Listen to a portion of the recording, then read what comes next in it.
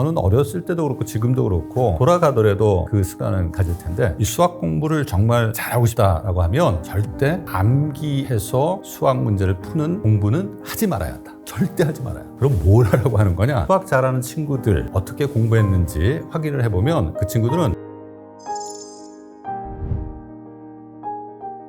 오늘은 제가 20년 차 교수이긴 한데 초중등 생활로 돌아간다면 교육 과목 공부를 어떻게 했을지 좀 이야기를 드리고요. 그 다음에 우리가 공부할 때 기본 습관이 되게 중요하거든요. 질문 또 공부 마음 어떻게 우리가 만들어갈지 같이 이야기해 보겠습니다.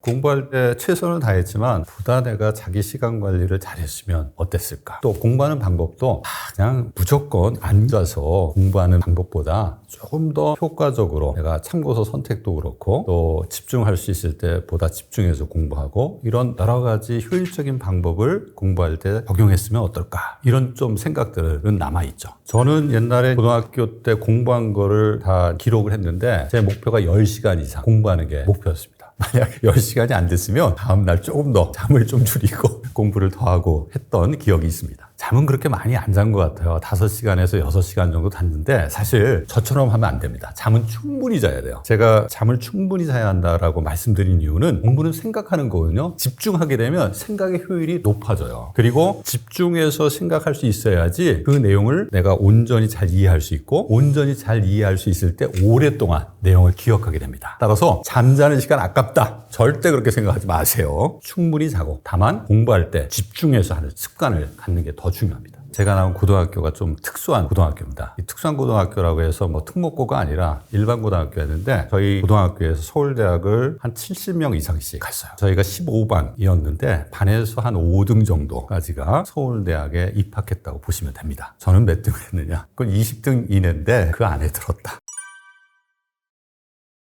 영어 공부는 어휘, 문법, 그다음에 회화, 이런 것들을 우리 이야기 많이 하잖아요. 어휘는 문법을 넘어서서 언어에 있어서 가장 중요한 기반이에요. 문법보다 어휘가 더 중요합니다. 그래서 어휘 공부를 우리가 중요하게 생각하고 영어 공부할 때 시간 투자를 많이 하는 것은 되게 중요해요. 근데 한 가지, 어휘 공부를 할 때 저도 옛날에 그랬지만 영어 단어, 우리 번역어 두 개 놓고 계속 반복해서 보는 방식으로 많은 학생들이 어휘 공부를 해요. 근데 그 방법은 좋지 않습니다. 예를 들어서 vocabulary라고 하는 단어를 어휘라는 우리말하고 매칭시켜서 공부할 때 단순히 어휘 이렇게 하지 말고 vocabulary가 들어가 있는 문장 있죠? 그 문장을 반드시 같이 기억하려고 노력해라. 예를 들어서 vocabulary is the foundational skill for learning English. 이렇게 되면 vocabulary라는 말이 전체 문맥에서 어떤 의미를 갖는지도 더 구체적으로 이해할 수 있게 되고, 내가 vocabulary가 어떤 의미인지 잘 기억이 안 날 때 그 문장을 내가 떠올려 보면 맞아 그거 어휘라는 전체 문맥상에서 단어라는 개념을 갖는 것이었지, 추가적으로 그 문장을 통해서 어휘의 개념들을 파악할 수 있는 기회를 가질 수 있거든요. 그리고 어휘라고 하는 게 문맥에 따라서 다른 의미들을 가져요. 그래서 그 문맥을 내가 경험할 수 있어야 되는데, 결국은 문맥을 경험할 수 있으려면 문장 단위로 어휘를 학습해야 한다. 어휘 학습에 많은 시간을 투자하는 게 바람직하다. 그리고 어휘 학습은 문맥을 같이 만들어서 공부해야 한다. 즉 문장 단위로 어휘 학습을 해야 한다라는 말씀을 드리고 싶어요. 문법 공부 필요한데, 문법 공부는 책 한 권만 딱 잡고 그걸 뽀개버려요. 여러 권 할 필요 없어요. 왜냐하면 기본적인 규칙이거든. 그 규칙은 어떤 책 한 권만 딱 가지고 철저하게 마스터하면 끝입니다. 다양하게 볼 이유가 없어요. 그래서 자기 수준에 맞는, 또 자기 스타일에 맞는 참고서, 영어 도서가 있다면 그것을 선택을 해서 그 한 권만 계속해서 집중적으로 보는 게 가장 좋은 방법입니다. 영어는 소통의 수단입니다. 듣고 말하기를 못하면 아무 소용이 없어요. 그래서 요즘 학생들은 기본적으로 영어를 회화 중심으로 배울 수 있는 기회가 많아져서 단순히 읽고 쓰는 도구가 아니라 정말 일상생활에서 소통하는 도구로서 영어를 배우고 있어서 다행인데, 자꾸 문맥상에서 내가 영어를 듣고 쓰는 연습들을 많이 하면 좋겠다라는 말씀을 좀 드리고, 그럼 어떻게 해야 되느냐? 제가 학교 다닐 때 맨날 책에 어휘, 문법, 번역 이것만 하다가 이거 안 되겠다, 회화 능력을 키워야겠다 해서 극단적 방법을 쓴 게 뭐냐면 영상이죠. 제가 좋아하는 영화 자막 밑에 딱 깔아놓고 계속 같이 얘기하는 겁니다. 하나의 영화에 나오는 모든 표현들을 계속 반복해서 내가 듣고 말할 수 있을 때까지 학습하는 거예요. 그러니까 영어 회화 실력이 한 단계 점프를 하더라고요. 그래서 영화가 아니더라도 내가 스포츠 좋아하면 스포츠와 관련해서 영어 듣기 연습을 스포츠 프로그램들을 자막 밑에 깔고 보면서 하는 것도 좋은 방법이에요. 토익 토플 점수를 위해서 영어 공부한 친구들이 문제가 뭐냐면 실제 업무 상황에서 영어로 같이 소통을 하거나 또는 영어로 보고서를 만드는 능력이 없는 경우가 많아요. 그러니까 시험 보기 위해서 공부만 했기 때문에 그런 문제가 발생을 하는 거죠. 따라서 우리가 토익 토플 점수 중요하지만 실제 업무 상황에서는 그 사람이 영어로 외국어로 소통할 수 있는 실제 능력을 갖고 있느냐 이걸 더 중요하게 평가하거든요. 단순히 입사하고 끝이 아니잖아요. 그 안에서도 자기 능력을 인정받아야 되고 또 자기가 맡은 일을 성공적으로 해낼 수 있는 능력을 갖고 있는 게 되게 중요합니다. 그렇기 때문에 단순히 토익이나 토플 시험 점수만을 위해서 영어 공부하지 말고 기본적으로 회화 또 글쓰기 능력들을 갖출 수 있게 영어 공부를 하는 게 바람직하다라고 생각을 합니다. 이 수학 공부를 정말 잘하고 싶다라고 하면 절대 암기해서 수학 문제를 푸는 공부는 하지 말아야 한다. 절대 하지 말아야 한다.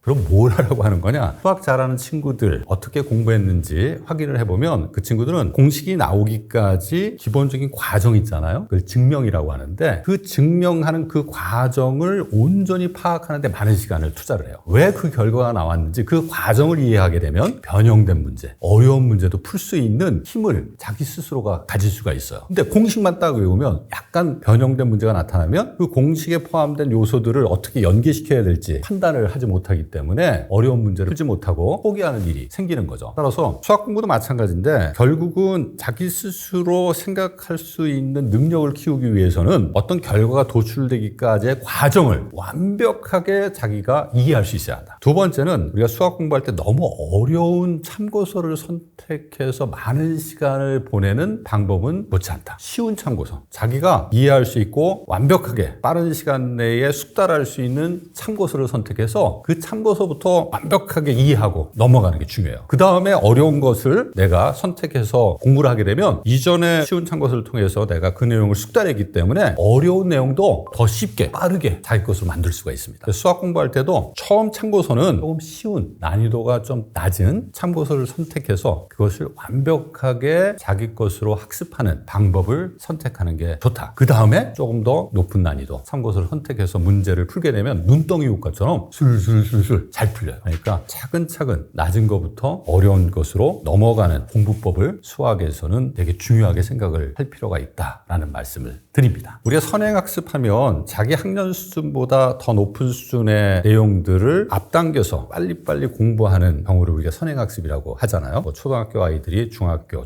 아이들이 고등학교 수학 문제를 푸는 그런 경우를 우리가 선행학습이라고 하는데 이 선행학습이 얼마만큼 성공할 수 있느냐를 보면 그렇게 성공적이지 못합니다. 선행학습을 제가 어떻게 비유하냐면 등산에 비유를 해요. 우리가 등산을 가면 처음에는 어떻습니까? 산에 갈 때 만만하잖아요. 그러니까 좀 쉬워요. 근데 가면 갈수록 경사가 급해지죠. 선행학습도 마찬가지입니다. 올라가면 올라갈수록 난이도가 높아져요. 훨씬 더 높아지는데 문제는 뭐냐면 이 선행학습은 난이도가 높아지는데 천천히 그걸 내가 숙달할 수 있는 시간을 가지면서 학습하는 게 아니라 빨리빨리 당겨서 하는 거니까 빨리빨리 학습을 해야 돼요. 그러면 이건 산행으로 비유하자면 어떤 얘기냐? 천천히 내가 계속 난이도가 높아지는 정상까지로 가는 게 아니라 보다 더 이전보다 빠른 속도로 정상을 향해서 내가 등산을 해야 되는 상황과 유사하다. 내가 기초 체력이 없으면 어떻게 되겠습니까? 중간에 포기할 수밖에 없게 되죠. 정확하게 선행학습도 이와 같습니다. 우리가 어떤 어려운 내용들을 빨리빨리 학습하도록 요구되는 것이 선행학습이라고 했을 때 그 어려운 난이도의 내용들을 내가 충분히 이해할 수 있는 힘을 갖고 있지 못하면 그 내용에 대한 이해를 완벽하게 하지 못하기 때문에 다음 내용들을 내가 이해할 수 있는 힘을 가질 수가 없는 거고 그러한 실패의 경험이 반복되면 공부하는 게 싫어져요. 공부하고자 하는 마음 자체를 잃어버립니다. 그래서 선행학습하는 경우는 성공보다 실패할 가능성이 높다. 누가 성공하느냐? 기본적으로 생각할 수 있는 힘을 갖춘 친구들 정도는 성공할 수 있다. 만약에 필요하다면 한 학기에서 1년 정도 아이가 충분히 그 내용을 쫓아갈 수 있는 능력을 갖추고 있다고 한다면 그 이상을 넘어가는 것은 실패할 가능성이 높다라는 이야기 꼭 해드립니다. 국어 공부 저희 때는 교과서만 보면 됐거든요. 수능이 교과서만 본다고 되는 게 아니잖아요. 근데 다양한 지문들이 문학, 비문학에서 출제가 되기 때문에 평상시에 다양한 장르의 책들을 읽는 게 되게 중요하다. 특히 수능 시험도 그렇고 대학에서 신층 면접이라고 해서 지문을 가지고 면접 보는 그런 상황들이 있는데 이때 되게 중요한 게 뭐냐면 경제, 사회, 교육 이게 중요한 개념들이 있잖아요. 그 개념들을 알고 있느냐 그렇지 않느냐가 큰 차이를 만들어내요. 그래서 교과서에 있는 사실은 문학, 비문학 작품들을 통해서 기본적으로 내용들을 이해하는 능력을 키우는 것도 중요하고 또 최근 들어서 다양한 분야에서 언급되는 주요 개념들 있죠. 이런 개념들도 놓치지 말고 쭉 정리해서 어떤 논의들이 최근에 경제 분야에서 사회복지 분야에서 과학 분야에서 많이 언급되고 있다라고 하는 것을 알고 있는 것은 상당히 중요하다. 그래야지 이 수능에서 국어 영역, 언어 영역이죠. 사실은 언어 영역 지문들을 이해하는 데에도 상당한 도움이 될 거고 또 대학에서 심층 면접할 때 다양한 지문들을 많이 활용하는 것을 알고 있는데 그 심층 면접에서 내용들을 파악하고 면접을 성공적으로 마치는 데에도 큰 도움이 될 수 있다. 따라서 최근 각 분야에서 이야기되는 주요 개념들은 좀 놓치지 말고 하나하나 정리해서 파악하는 그런 공부법도 최근에는 되게 중요하지 않나 생각합니다. 학교 내신도 중요하고 대학 입시에 있어서 또 수능도 봐야 되고 하니까 문법도 놓치지 말고 공부하는 것도 필요합니다. 저도 뭐 옛날에 문법 공부를 참고서 가지고 했거든요. 근데 문법은 규칙이에요. 규칙은 다양한 논의가 있는 영역이 아니에요. 딱 정해져 있거든요. 그러니까 책 한 권만 딱 놓고 우리가 영문법도 마찬가지인데 그 책에 있는 문법에 대한 것들을 완벽하게 소화할 수 있으면 된다. 따라서 여러 권의 책을 문법 공부를 한다고 볼 필요는 없다라고 생각합니다. 어렸을 때 책 읽는 습관을 갖는 건 되게 중요해요. 책은 왜 중요하냐면 내가 생각하는 힘을 키우는 활동이기도 하지만 내가 무슨 삶을 살아가야 될지 진로에 대해서 나의 생각을 만들 수 있는 좋은 경험이에요. 자기가 왜 공부해야 될지에 대해서 생각할 수 있는 기회를 갖게 되는 경우에 우리가 소위 얘기하는 혼공이 가능할 수 있는 겁니다. 내가 왜 공부해야 되는지 모르는데 혼자 어떻게 공부합니까? 그리고 공부하는 것도 결국은 생각하는 거거든요. 책을 통해서 생각하는 것들이 자연스러운 친구들은 공부도 잘합니다. 그래서 어렸을 때부터 책을 통해서 생각하는 것을 자연스럽게 자기 습관으로 만들 수 있도록 도와주는 것은 매우 중요하다. 그리고 중학교, 고등학교에는 몇 권의 책을 읽어야 한다. 이것도 중요하지만 적어도 이제 내가 대학 가서 어떤 전공을 하겠다. 약간은 자기 진로에 대해서 자기 생각을 만드는 게 중요하거든요. 그래서 자기가 관심이 있는 주제, 분야에 대한 책들을 적어도 한 10권 정도는 읽을 필요가 있다. 예를 들어서 내가 AI와 관련된 진로를 선택하겠다라고 했을 때 인공지능과 관련한 최근 중요한 논의들이 무엇인지 한 책 10권 정도 읽으면 어디 가서 얘기하라 그러면 얘기할 수 있거든요. 그래서 적어도 한 분야에 대해서 내가 앞으로 관심 있고 진로 고민하고 있는 영역이라면 10권 정도의 책은 읽어보면 어떨까 합니다. 과학 공부는 사실 학교 다닐 때도 그랬지만 지금도 되게 필요한 것 같아요. 일상생활에서 다양한 과학 경험들을 하게 되는데 이때 그 자신의 경험들을 이해하는데 이전에 내가 공부했던 것들이 많이 도움이 돼요. 예를 들어서 제가 투자 때문에 2차 전지에 대해서 공부를 하고 있는데 이 2차 전지 전체적인 과정들을 이해하려면 화학을 좀 알고 있어야 됩니다. 고등학교 때 제가 화학을 선택해서 공부를 했어요. 도움이 됩니다. 그래서 과학 공부할 때 이게 시험 보기 위한 공부다 이렇게 생각하지 말고 앞으로 내가 생활할 때 다양한 과학 현상들을 경험하게 될 텐데 현상들을 내가 이해할 수 있는 기본적인 소양을 갖추는 것도 중요하다. 그 관점에서 과학 공부에 대한 어떤 가치, 의미들을 생각해 보는 게 어떨까 제안을 좀 드리고 또 이런 호기심을 가지고 과학 현상들을 보게 되면 이 과학 공부하는 게 재밌어요. 예를 들어서 우리 아이 초등학교 때 물에 뜨는 것하고 뜨지 않는 것 무거운 건 안 뜨잖아요. 근데 반드시 무겁다고 해서 물에 가라앉느냐? 그렇지 않을 수 있다.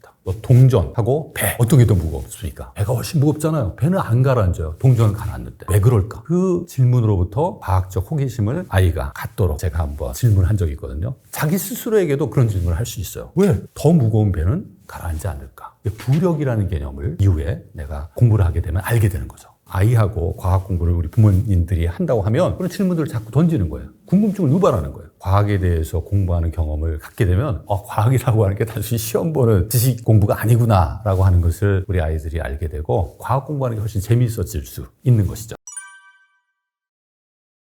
시험 공부는 3번을 해요. 3번으로. 처음에는 전체적으로 어떤 내용이 있는지 확인하고 두 번째는 내가 전체적으로 내용을 확인했으면 문제를 통해서 제대로 확인했는지 공부를 했는지를 평가해보는 활동을 해야 한다. 세 번째는 다시 첫 번째 전체적인 내용 공부한 거하고 평가를 통해서 내가 알고 있는 거 모르는 것들을 다시 종합 정리하는 그런 시간. 그래서 3번에 걸쳐서 3주 전에 그래서 1주 전에는 종합적으로 어떤 내용을 공부했는지를 확인하는 활동 그 다음 주에는 문제를 통해서 자기가 알고 있는 거 모르고 있는 것들을 다시 점검하는 활동 세 번째는 그 전에 공부했던 모든 것들을 종합해보는 활동을 통해서 시험 준비를 하면 좀 심리적으로도 그렇고 실제 안정감 있게 시험을 준비할 수 있는 방법이 될 수 있습니다. 근데 질문하는 방법들은 다양할 수 있는데 질문하는 방법을 모르기 때문에 질문을 못하는 게 아니에요. 왜 질문을 안 하느냐 하면 부정적인 평가를 받을까 봐 아이들이 질문을 안 하는 겁니다. 질문하면 야, 너 그것도 몰라? 이렇게 사람들이 이야기를 하거든요. 근데 그 생각을 바꿔야 돼요. 질문은 내가 모르기 때문에 하는 거예요. 알고 싶은 마음이 있기 때문에 하는 거예요. 그 알고 싶은 마음이 있다라는 것을 표현하는 것 자체가 얼마나 용기 있고 긍정적인 행동입니까? 그것을 우리가 격려해 줘야 돼요. 어떤 질문을 해야 한다가 아니라 질문하는 것은 항시 좋은 것이다, 옳은 것이다. 그걸 있는 그대로 이야기하면 그게 좋은 질문입니다. 그리고 그런 행동을 하려면 질문하는 것은 결코 나쁜, 내가 부정적으로 평가받을 수 있는 행동이 아니다. 긍정적인 행동이다 라고 본인도 그렇게 생각해야 되고 주변 사람들도 그것을 인정해주는 그러한 어떻게 보면 환경, 문화가 필요하죠. 그래서 어떤 질문을 해야 될지 이 고민을 해서는 안 된다. 그냥 궁금하면 질문해라. 이게 해답입니다. 아니, 하고 싶어도 자꾸 질문하고 진도 못 나간다. 뭐 그것도 모르냐, 책에 있다. 이러니까 책을 제가 안 본 것도 아니잖아요. 봤는데 이해가 안 되니까 질문을 했지. 자꾸 이렇게 부정적인 피드백을 받으니까 질문을 안 하게 되죠. 그러니까 점차 사람들이 알고 싶은 마음을 잃어가는 게 가장 큰 문제점인 거예요. 질문하고 싶은 마음 다 있으면 내가 모르는데 그걸 꾹 참고 있다는 게 긍정적인 경험이 아니거든요. 누구든지 손 들고 물어보고 싶어요. 근데 내가 물어보는 행동을 했을 때 부정적인 피드백을 받으니까 안 할 뿐인 것이다. 저는 어렸을 때도 그렇고 지금도 그렇고 꼭 하는 게 있어요. 돌아가더라도 그 습관은 가질 텐데 뭐 문해에 관련된 이야기니까 독서 아니냐 뭐 그렇게 말씀을 하실 수도 있을 텐데 아닙니다. 저는 운동입니다. 운동. 저는 어렸을 때도 아침에 일어나서 제일 먼저 하는 게 운동이었어요. 운동하고 와서 뭐 책을 본다든지 약간의 공부를 하고 아침을 먹고 학교에 가고 이랬거든요. 지금도 마찬가지입니다. 제일 먼저 하는 것은 운동이고 운동 갔다 와서 잠깐 식사하고 뭐 책을 본다든지 아침에 해야 될 중요한 일들을 정리하고 다음 일들을 하거든요. 왜 운동이 중요하냐? 결국은 운동은 건강한 마음을 만들어내요. 스트레스 같은 것들을 해결할 때 운동하라고 많이 얘기하잖아요. 뭔가 일을 할 때 집중할 수 있는 힘이 운동에서 옵니다. 그리고 건강도 우리가 운동을 통해서 얼마든지 만들어낼 수 있잖아요. 그래서 마음의 힘, 건강의 힘이 전부 다 운동에서 오기 때문에 저는 초등학교 시절로 돌아가더라도 운동만큼은 놓치지 않을 거다. 물론 운동뿐만 아니라 책 보고 친구들하고 놀고 하는 것도 더 열심히 하고 싶은 마음이 있습니다.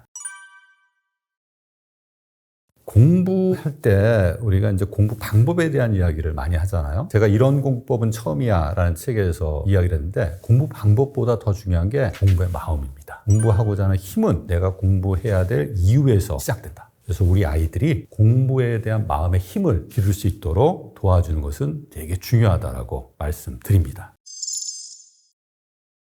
책을 보면 오만해지는 게 아니라 겸손해질 수 있어요. 왜냐하면 내가 갖고 있는 생각이 얼마만큼 작은지, 내가 우물한 개구리였다라는 생각을 책을 통해서 할 수가 있거든요. 나이가 들어도 나이가 들지 않는 비결은 자꾸 그 상황들을 다양한 각도에서 바라보려고 하고 자꾸 반성해 볼 수 있는 기회를 가져야 되는데 그 기회를 주는 게 바로 책인 것이죠. 먼저 추천하고 싶은 책은 5060 세대들이 왜 책을 읽어야 되는지 그 이유에 대해서 좀 잠깐 이야기하고 제가 개인적으로 좋아하는 책 3권을 추천해 드리고자 합니다.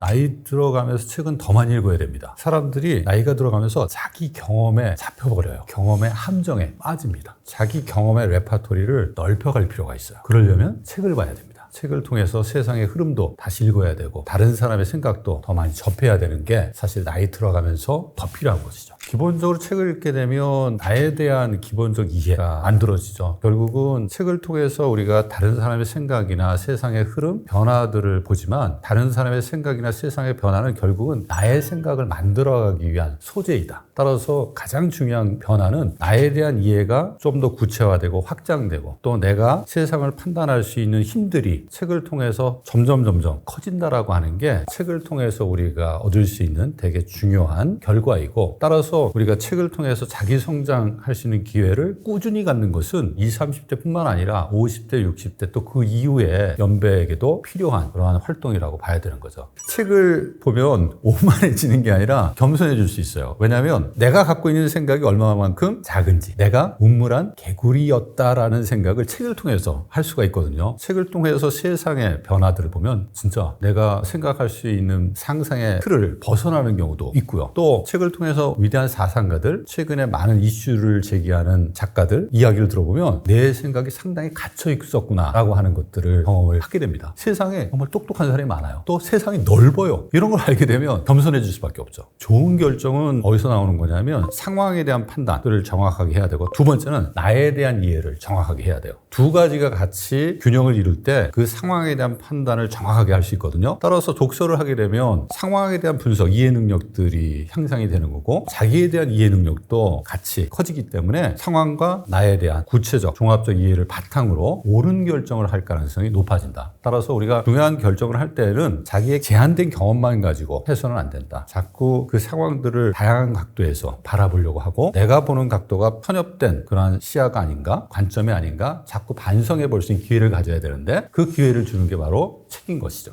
책을 많이 읽은 사람하고 읽지 않은 사람의 차이, 뭐 지식이 많고 지식이 적고의 차이냐, 저는 그렇게 생각하진 않아요. 가장 큰 차이는 책을 많이 읽은 사람은 생각의 유연성, 개방성이 있는 반면에 책을 많이 읽지 않은 사람은 생각의 편협성이 존재한다. 편협해도 자기가 하고 싶은 말이 있기 때문에 말을 많이 합니다. 다 아는 것 같아요. 모든 걸 아는 것처럼 행동할 수 있거든요. 다만 자신이 보는 생각의 어떤 범주가, 현상을 바라보는 다양성이 제한되어 있는 것이죠. 따라서 책을 통해서 우리가 스스로 노력해야 될 게 뭐냐면, 나의 갇힌 사고를 어떻게 벗어날 거냐, 즉 생각의 유연성, 개방성을 어떻게 만들어갈 것이냐를 항시 생각해야 한다. 그것이 책을 통해서 나의 능력을 성장시키는 가장 중요한 방식이 될 수 있는 것이죠.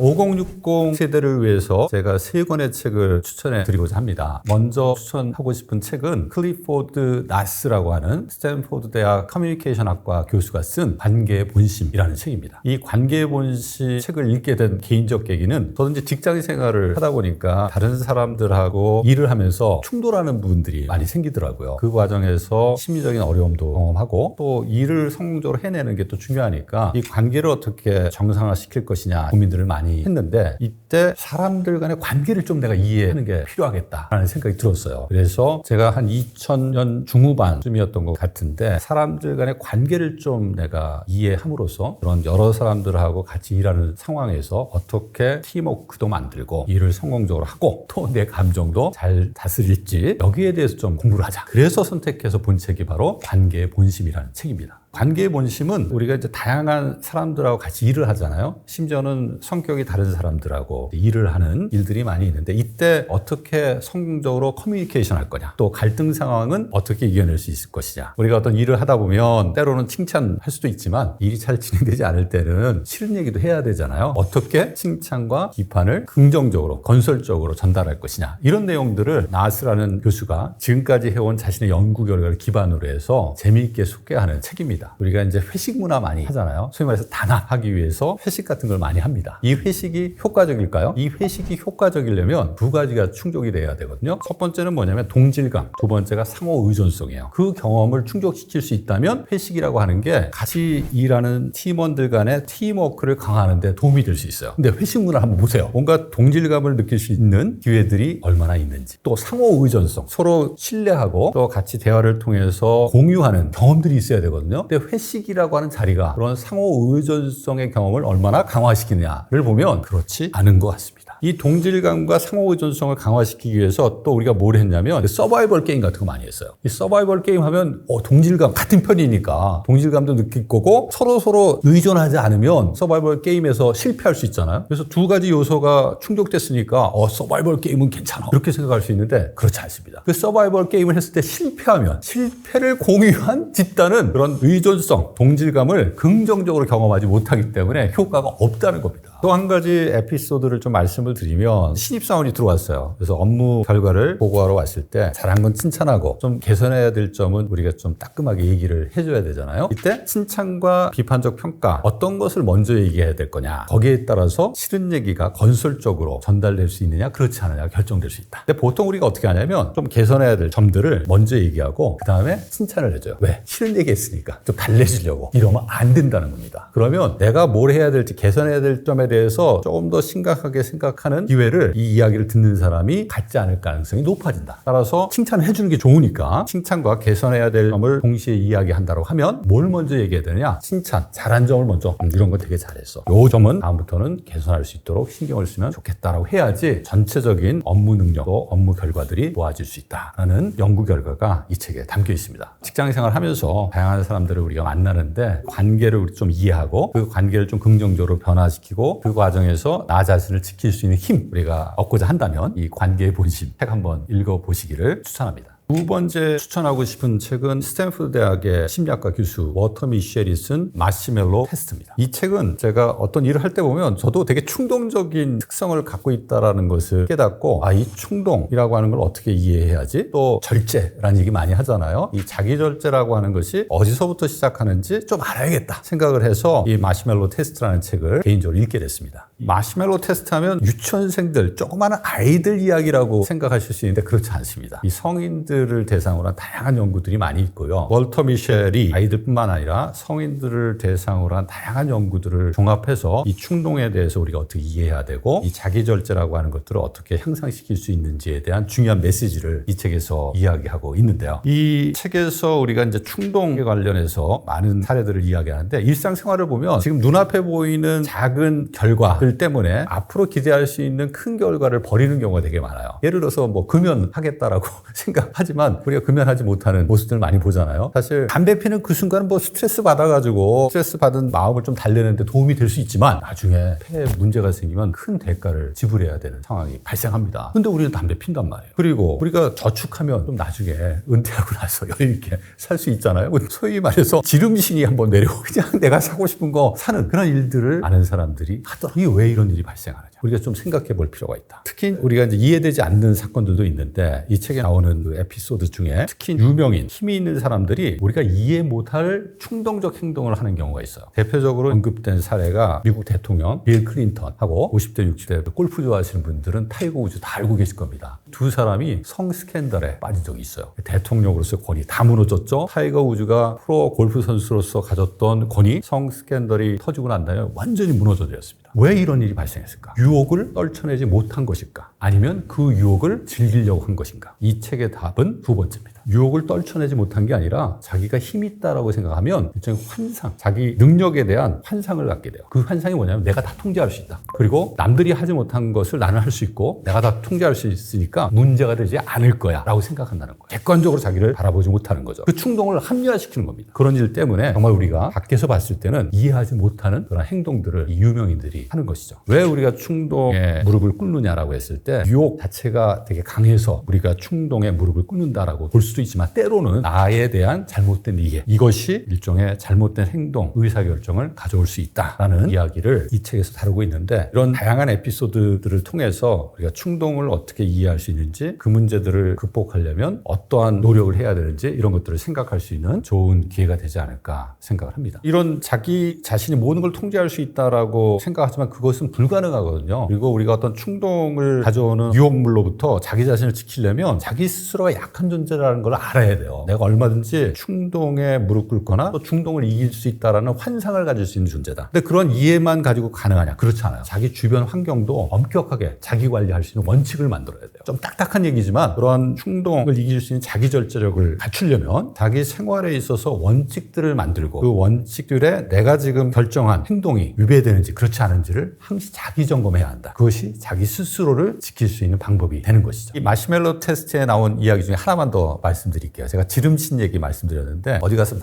그냥 물건을 충동적으로 산다. 책에서 한 가지 제안하는데 지갑에 손자, 손녀 사진을 한번 끼워놓고 다니십시오. 그러면 지갑 열 때마다 손자, 손녀 얼굴 보게 되면 나를 위해서 막 쓰는 그러한 행동을 나도 모르게 억제하려고 한다. 왜? 그 돈 아껴가지고 누구 주려고? 우리 손자, 손녀 맛있는 거 사주고 뭐 책도 사주고 그래 내가 불필요한 옷 사지 말자. 명절 때 우리 애 오면 용돈이라도 줘야지. 라고 해서 조금 더 긍정적으로 자기가 갖고 있는 일종의 돈을 관리할 수 있게 된다. 그래서 한번 여러분들 지갑에 자기의 충동을 억제할 수 있는 사진 뭐 어떤 것도 좋습니다. 같이 넣고 다니면 어떨까? 한번 제안을 드려보겠습니다. 봅니다. 마지막으로 제가 추천드리고 싶은 책은 생각에 관한 생각입니다. 2002년 노벨 경제학상을 수상한 다니엘 까네만이 책인데, 이 책은 우리가 살아가면서 여러 가지 의사결정, 행동을 하는데 이 의사결정, 행동에 있어서 개인이 가지고 있는 편견, 감정 이런 것들이 어떻게 영향을 미치는지를 다양한 연구를 통해서 보여주는 책입니다. 그래서 이 생각에 관한 생각 책을 읽게 된 계기는 사실 제가 2002년에 까네만의 연설을 유럽에서 직접 들은 계기가 있었어요. 그래서 이 사람의 연구를 좀 봐야겠다 생각을 하게 되고, 이 생각에 관한 생각이 이후에 출간이 돼서 이 책을 제가 보게 됐죠. 그리고 우리가 다양한 의사결정을 하는데 저도 의사결정할 때 감정에 의해서 의사결정할 때가 있어요. 그리고 제가 갖고 있는 경험이 또 제한되어 있는데 남의 얘기 안 듣고 내 제한된 경험만 가지고 의사결정하는 경우가 많이 있거든요. 그래서 이 의사결정 과정에서 개인이 갖고 있는 감정과 제한된 경험이 어떻게 영향을 미치는지를 내가 알아야겠다, 이런 생각이 좀 들어서 이 책을 읽게 됐죠. 의사결정할 때 합리적으로 의사결정할 거라고 생각하지만 많은 부분에 있어서는 합리성보다는 감정, 편견, 제한된 경험에 의해서 의사결정하는 경우가 많다. 대표적으로 감정에 의한 의사결정을 하는 경우를 이 까네만이 이 책에서 독재자 게임, 최후 통첩 게임이라는 사례를 통해서 이야기를 해주거든요. 아시는 분들은 이 최후 통첩 게임이 뭔지 아실 텐데, 모르시는 분들을 위해서 간단하게 소개해드리면, 연구에 두 사람이 참여를 합니다. 예를 들어서 10만 원을 둘이 나눠 가지도록 요청을 하는데, 한 사람은 10만 원을 어떻게 나눌 건지를 제안하는 역할을 하고, 또 다른 사람은 그 제안을 받아들일지 말지 결정하는 역할을 하게 합니다. 이때 그 제안자가 10만 원을 5대5로 나누자 또는 8대2로 나누자라고 했을 때, 수용자가 yes 하면 둘이 나눠 가지면 되는데, 수용자가 no 하면 둘이 나눠 갖지 못하는 그런 조건을 하나 만들어놔요. 그러면 제안자가 나눠 갖는 금액을 제안할 때 5대5 또는 6대4 정도로 제안합니다. 이 정도는 받아들이는데, 때로는 제안자가 7대3으로 제안하는 경우가 있어요. 왜 그러냐? 수용자가 no 하면 자기도 7을 못 갖지만 수용자도 3을 못 갖죠. 그러니까 제안하는 사람은 7대3을 하더라도 수용자가 no 하면 자기도 3만 원을 못 가지니까 아쉽더라도 빈손으로 가는 것보다 3만 원이라도 갖고 가는 게 합리적인 의사결정이니까 yes 할 거다, 그렇게 생각하고 7대3으로 제안을 합니다. 이때 많은 사람들이 수용자가 어떤 결정을 하느냐? no 라고 결정을 해요. 이게 합리적인 의사결정이냐? 그렇지 않죠. 내가 no 함으로써 가질 수 있는 3만 원을 포기하는 선택을 하는 거거든요. 감정에 의한 의사선택이지 합리적 의사선택으로 우리가 볼 수가 없는 것이죠. 왜 감정에 의한 의사선택이냐? 7대3 나도 안 가질 테니까 너도 갖지 마라. 소위 말해서 너 죽고 나 죽자. 의사결정의 한 예라고 할 수가 있는데, 이처럼 우리가 다양한 삶 속에서 의사결정을 할 때 합리성보다는 감정이나 개인의 제한된 경험, 편견에 의한 영향을 많이 받는다라는 것을 아는 게 중요하고, 자기 자신을 알아야지 올바르게 어떻게 의사결정하고 행동해야 될지 판단을 할 수 있으니까, 이 책을 통해서 의사결정 과정 또는 우리가 어떤 선택 행동을 할 때 개인이 가지고 있는 감정이나 편견 요소들이 어떻게 영향을 미치는지를 이해하는 건 상당히 중요하다라고 봅니다. 공부, 문해, 독서, 이게 사실 같은 거거든요. 왜 같은 거냐? 자기가 갖고 있는 잠재 능력이 다 있습니다. 그 잠재 능력을 개발해가는 과정에서 중요한 친구들이에요. 공부를 통해서 자기 생각의 힘, 또 독서를 통해서 생각의 힘, 문해라고 하는 경험도 마찬가지. 다양한 자신의 경험을 통해서 생각하는 경험, 늘리는, 확장하는 그러한 과정이라고 봤을 때, 우리가 자기 성장하고자 하는 마음, 노력, 이걸 절대 잃어서는 안 된다. 나이가 들어도 나이가 들지 않는 비결은 자기 성장하고자 하는 마음, 노력을 게을리하지 않는 것이다라는 말씀 꼭 드리고 싶습니다. 이 문해력이 떨어지는 이유가 꼭 나오는 게 금일, 오늘이잖아요. 근데 금요일이라고 오해를 한다든지, 또 중식이 뭐냐? 점심이거든요. 근데 이걸 중국 음식이라고 생각해서 우리 아이는 중국 음식을 먹지 않습니다 라고 어떤 학부모가 학교 가정통신문을 받고 연락을 했다고 합니다. 이처럼 최근 MZ세대의 문해력, 특히 어휘력의 문제들은 문제하고 관련이 있는 것 같아요. 안녕하세요. 책가 3 구독자 여러분, 학습, 동기, 정서를 연구하는 교육심리학자 서울대학교 교육학과 신정호 교수입니다. 오늘은 문해력에 대해서 같이 얘기를 해볼 텐데, 최근 들어서 왜 문해력이 떨어지고 있나, 그리고 이 떨어지는 문해력을 어떻게 회복할 수 있는지에 대해서 오늘 같이 이야기해보고자 합니다. 문해력 하면 글을 읽고 쓰는 능력이라고 생각을 하는데, 사실 글을 읽고 쓰는 능력 기반이 되는 능력이 무엇인지를 우리가 이해할 필요가 있어요. 그게 바로 문해력의 본질인데, 문해력은 단순히 글을 읽고 쓰는 능력이라고 하기보다는 내용에 대해서 스스로 생각하는 능력이라고 정의하는 게 맞습니다. 자기의 생각을 만들어내는데 되게 중요한 기본 능력이라고 할 수 있어요. 우리가 문해력을 통해서 내가 누구인지를 알 수 있는 기회를 가질 수 있는 거고, 또 문해력을 통해서 나에 대한 이해뿐만 아니라 우리가 세상에 대한 이해, 기회들을 갖기 때문에 세상과 소통할 수 있는 기회를 얻을 수 있고, 나와 세상과의 소통을 통해서 자기가 성장할 수 있는 그런 기회를 만들어주는 게 문해력이라고 할 수가 있습니다. 따라서 현대사회에서 문해력을 갖춘다라고 하는 것은 변화를 이겨낼 수 있는 상당히 중요한 기본 능력이라고 할 수 있는 것이죠.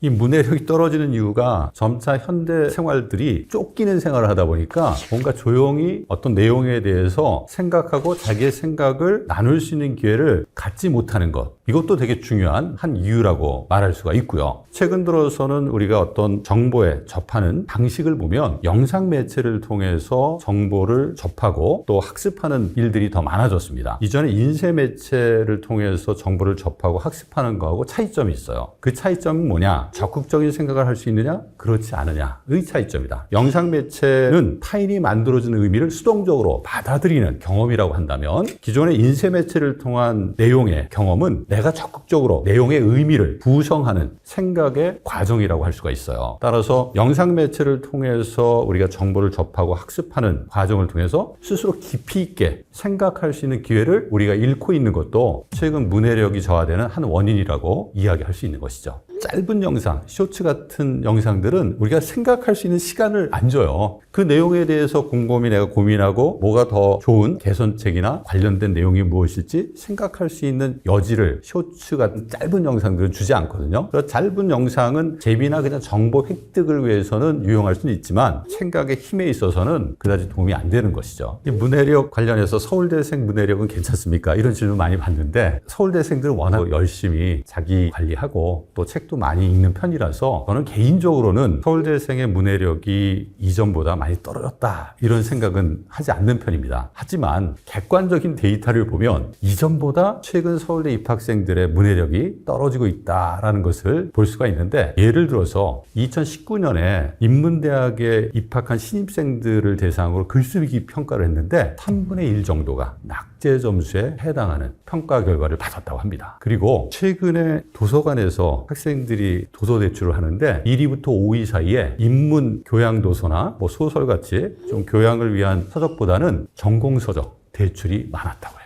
2019년에서 23년까지 도서 대출량을 보면 19년에 한 40만 권 정도, 23년의 경우에 29만 권으로 줄었다고 합니다. 이런 객관적인 지표를 보면 문해 활동에 이전 학생들보다 최근 학생들이 적극적으로 참여하지 않고 있다라고 우리가 생각을 해볼 수가 있는 것이죠. 문해력이 떨어지면 생각하는 어떤 기회들을 통해서 자기 개발을 꾸준히 해나가야 되는데, 자기 개발할 수 있는 기회를 놓치게 돼요. 자기가 전문성을 신장시키고 자기 분야에서 리더십을 가지려면 계속해서 문해 경험들을 통해서 생각하는 힘을 키워야 됩니다. 세상은 계속 변하거든요. 문해를 통해서 우리가 다양한 사람들의 생각, 세상의 변화들을 읽게 되면 또 세상과 소통할 수 있는 기회들을 자기가 찾을 수가 있어요. 근데 세상의 변화에 대해서, 타인의 생각에 대해서 내가 배울 수 있는 기회를 놓치게 되면 다른 사람들하고 소통할 수 있는 그런 기회들을 잃기 때문에 사실 사회성이나 리더십 측면에서도 어려움이 발생할 수 있는 것이죠. 요즘 알파 세대, Z 세대하고 소통할 수 있는 간접 경험들을 가질 수 있는 문해 활동을 적극적으로 소위 말해서 라떼 세대가 하지 않으면 젊은 세대를 이해할 수가 없죠. 같이 소통할 수가 없는 겁니다. 따라서 세대 간 갈등, 격차가 더 벌어질 수 있는 것이죠. 최근 MZ 세대의 문해력이 떨어진다라는 이야기를 많이 합니다. 문해력이 떨어진다라고 하는 이야기를 할 때 꼭 나오는 게 사자성어예요. 또는 금일, 오늘이잖아요. 근데 금요일이라고 오해를 한다든지, 또 중식이 뭐냐? 점심이거든요. 근데 이걸 중국 음식이라고 생각해서 우리 아이는 중국 음식을 먹지 않습니다. 한식으로 우리 아이 점심을 먹을 수 있도록 배려해주면 고맙겠습니다. 라고 어떤 학부모가 학교 가정통신문을 받고 연락을 했다고 합니다. 이처럼 최근 MZ세대의 문해력, 특히 어휘력의 문제들은 한자로 된 어휘, 문제하고 관련이 있는 것 같아요. 결국 MZ세대가 성장하는 그런 사회적 배경을 보면 한자 교육으로부터 조금 벗어나 있는 그런 배경에서 성장했기 때문에 나타난 문제가 아닌가 생각을 합니다. 또한 MZ세대가 약어 문화가 되게 강해요. 그러다 보니까 라떼 세대가 MZ세대의 어휘를 잘 이해 못하는 경우가 있다.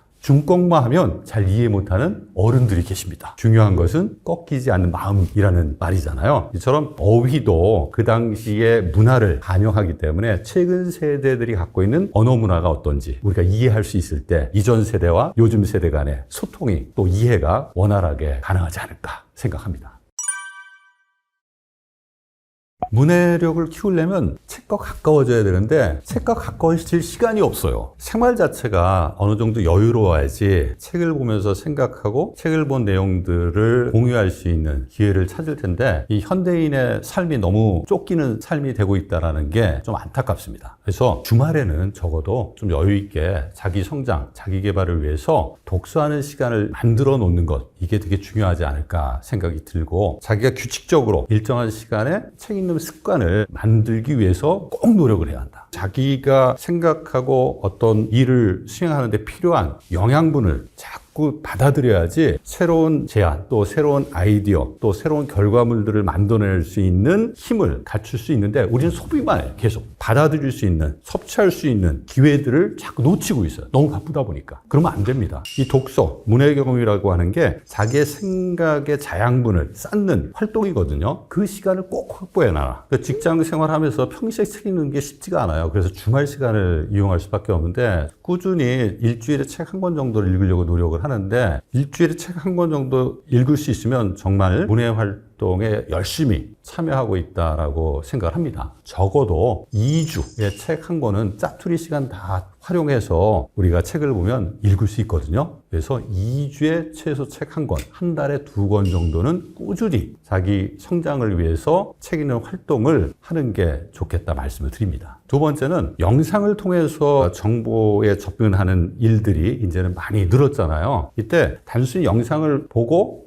그런 내용이었지 거기서 그쳐서는 안 된다. 영상을 보고 난 다음에 조금 생각할 수 있는 시간을 가지면 좋겠다. 어떤 내용들을 그 영상에서 이야기했는지, 그 영상을 통해서 내가 추가적으로 생각해 봐야 될 게 뭔지, 확인해야 될 게 뭔지 정리해서 그 영상에 대한 자기 생각들을 정리하는 습관을 키우면 꼭 책이 아니더라도 영상을 통해서도 생각할 수 있는 기회, 힘들을 키울 수 있다라는 말씀을 드리고 싶고요. 다음에 책을 구매하는 분들 되게 많은데, 책을 구매해서 그냥 책꽂이에 꽂아놔요. 이게 장식용이야. 그러면 안 됩니다. 적어도 책을 구매를 했으면 반드시 첫 장은 읽기 바란다. 첫 장을 읽으면 계속 읽고 싶어집니다. 근데 그냥 사놓고 꽂아놓으면 어떤 내용이 있는지 자기가 모르기 때문에 계속 꽂아놓을 가능성이 높아요. 그래서 적어도 책을 사면 첫 장은 반드시 읽어보는 습관을 가져라. 그러면 두 장, 셋째 장도 읽어볼 가능성이 높아진다. 이 말씀을 꼭 드리고 싶습니다. 사실 다양한 장르의 책들을 읽으면 좋긴 하죠. 내가 갖고 있는 경험들을 확장할 수 있는 기회를 얻을 수 있으니까 바람직하다라고는 할 수 있는데, 그게 생각만큼 실천하기가 쉽지가 않습니다. 자기가 관심 있는 쪽에 자꾸 손이 가요. 근데 괜찮습니다. 자기가 관심 있는 주제에 대해서 자꾸 읽게 되면 이게 이제 확산 효과라고 해서 그 주제와 관련된 옆에 있는 주제에 책에 관심이 가기 시작을 해요. 그러면서 점차 관심의 영역들이 확장된다. 그러니까 일부러 내가 관심이 없는데 내가 새로운 분야도 알아야 되니까 이 책을 꼭 봐야겠다라고 생각할 필요는 없다. 그러면 오히려 책을 읽고자 하는 마음을 놓칠 수가 있어요. 그래서 자기가 관심 있는 주제에 대해서 먼저 책 읽기를 하고, 그와 관련된 다른 영역의 책들이 뭐가 있는지 관심을 좀 확장하면서 자기의 주제 영역을 점진적으로 넓혀가는 게 훨씬 좋은 독서 방법이라고 생각합니다. 사실 이 독서할 때 심적 부담을 느끼는 분들이 있어요. 이 책 읽는 게 아무래도 이제 생각해야 되고 뭔가 의도적으로 내가 노력해야 되는 활동이라고 생각하면 심적 부담을 갖게 되거든요. 근데 심적 부담을 가지면 심적 부담을 주는 활동에 적극적으로 참여하기가 어렵습니다. 그 심리적인 부담을 덜 수 있는 하나의 방법 중에 하나가 음악을 들으면서 책을 보는 거죠. 자기가 좋아하는 음악 배경으로 틀어놓고 책 보는 활동을 같이 하는 거 나쁘지 않습니다. 하지만 좀 어려운 책, 내가 좀 생각을 많이 해야 되는 책의 경우에는 음악을 틀어놓고 책을 보게 되면 집중하는데 방해가 될 수 있어요. 그래서 책의 어떤 내용이 내가 집중해서 봐야 될 내용이다, 좀 생각해야 될 책이다 라고 판단하시는 경우에는 가능한 한 조용한 환경에서 책을 보시는 게 좋고요. 일상적인 책은 그냥 마음 편하게 읽을 수 있는 거니까 음악 들으면서 책을 보셔도 좋지 않을까 생각을 해요. 그리고 음악을 틀어놓고 책을 보면 아무래도 즐거운 활동을 내가 경험하는 거니까 책 보는 활동도 즐거워지고 또 크게 부담도 느끼지 않기 때문에 오히려 좋은 방법이 일반 성인들 학생들에게는 될 수 있다고 생각합니다. 아니요. 공부할 때는 노래 들으면 안 됩니다. 왜냐하면 공부는 의미 처리 과정이고 깊이 있게 그 의미를 내가 분석하고 종합하는 활동을 해야 되는데 음악을 듣게 되면 음악 내에 포함되어 있는 의미 처리를 동시에 내가 해요. 근데 우리 뇌는 멀티태스킹이 안 됩니다. 내가 A라고 하는 정보를 처리하고 있는 동안 B 정보를 동시에 처리를 할 수가 없어요. A 처리했다, B 처리했다. 소위 말해서 왔다 갔다 하면서 정보 처리를 할 수밖에 없고 그 경우에 훨씬 더 에너지 소비가 많아지고 두뇌 활동 측면에서 봤을 때 효율성이 떨어지게 돼요. 피곤해져요. 그래서 공부할 때 학생들의 경우에는 음악 없이 미안한 얘기인데 공부에만 집중하는 게 훨씬 좋은 방법이다. 독서로 부자 되기, 이거는 사실 부자라고 하는 게 경제적인 부를 갖고 있다는 의미도 있지만 생각에 부를 가질 때 삶이 되게 행복해질 수 있고 자기 삶에 대한 자기가치, 능력이 생기거든요. 그래서 이 독서를 통해서 나란 누구냐, 또 내가 어떤 삶을 살아갈 것이냐에 대해서 많은 생각을 하게 되면 삶 자체가 부자가 될 수 있는 것이다. 그래서 이 독서라고 하는 게 자기성장이라고 우리가 얘기를 하는데, 이 자기성장이라고 하는 건 결국 나를 발견하고 내가 보다 행복한 삶, 의미 있는 삶을 만들어가는 일련의 과정이라고 우리가 이야기할 수 있다. 따라서 독서는 삶에 있어서 부자 되는 되게 중요한 방법이죠.